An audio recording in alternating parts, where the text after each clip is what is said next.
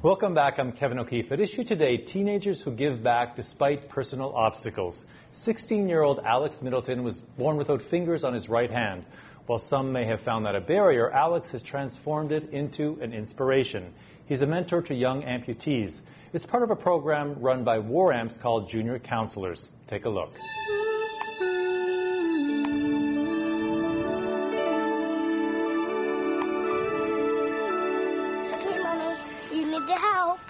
Not having hands and feet certainly made her a stronger person. She doesn't let anything stop her or get in her way. Look out, world. We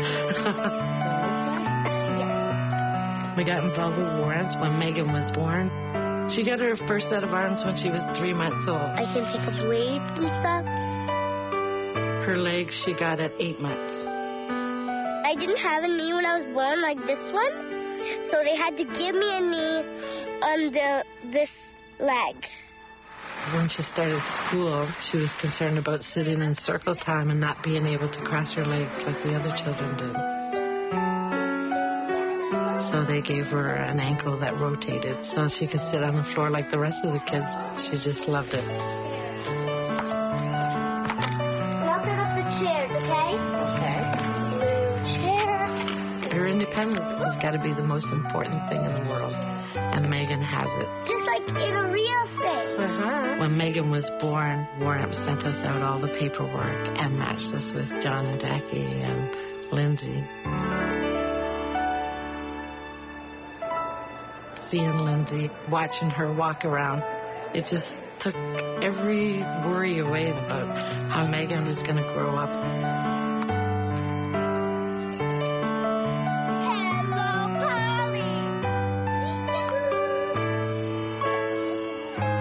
When I tell her that we're going to a seminar, she gets so excited.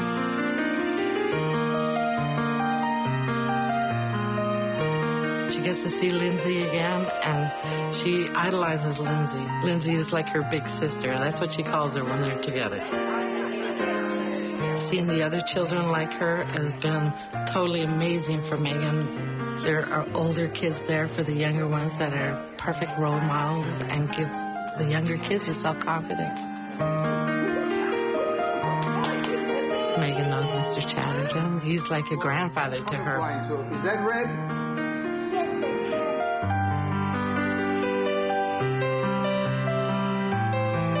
Having War Amps backing us means that the kids' dreams are always alive. What's that word again? Straight up where they want. I'm not worried about her future, and I know that War Amps will always be there.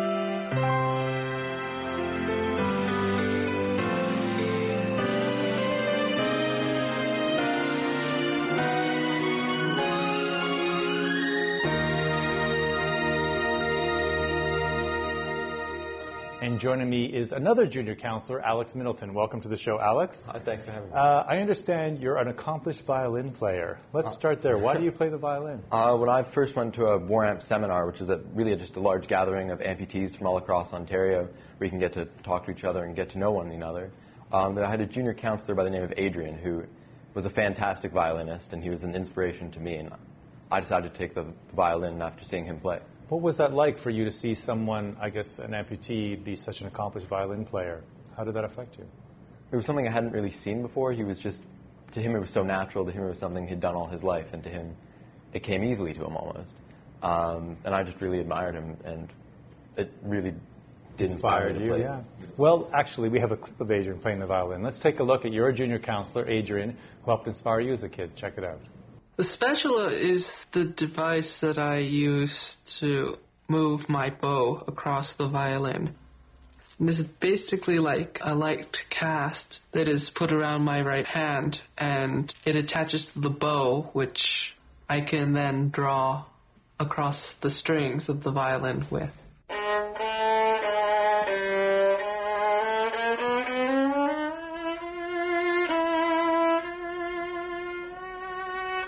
The prosthesis is done in such a way that the flesh part of his thumb is right on top of the adapter and the bow. He can feel the vibration from the bow when he's playing, almost like a biofeedback.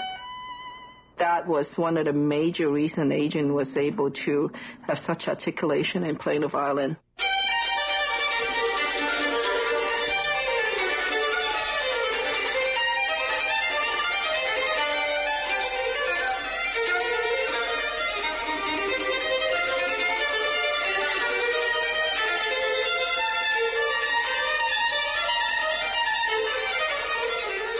currently attending is the Curtis Institute of Music in Philadelphia. Yeah, it was tremendously exciting when I made it in, and it was a new step in my career in music because it's one of the top schools in the world.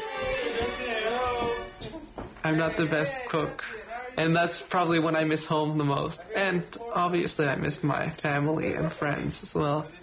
We are very, very proud of what he have done. Of course, without any support, it is just impossible.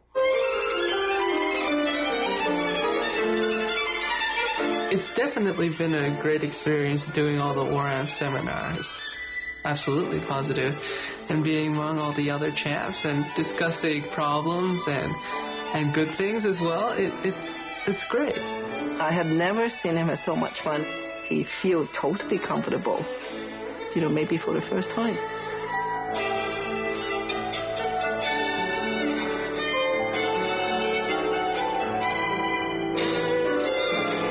The WARAMPs also provide financial assistance for schooling as well, and I think that's true with all the champs.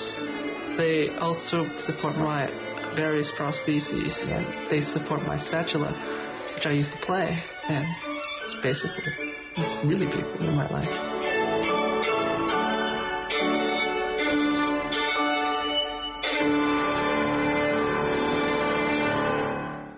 So now you're a junior counselor. Yes. Why did you decide to become a junior counselor? After having junior counselors like Adrian and other junior counselors, whenever I went to the WARAMP seminars, I always thought, I want to be one of them. I want to be able to help younger people, the younger amputees, the way they did, and just be able to get to that role and able to be a junior counselor. Can you give me some examples of the kind of stuff you do as a junior counselor? As a junior counselor, you get to be an example to the younger amputees at these seminars. You get to talk to them. Answer their questions is really a big part of it, and show them that the older amputees can live as amputees happily, comfortably, and that being an amputee is something we can all live with. And I understand you talked to them about new technology and prosthetics. What do you share with them?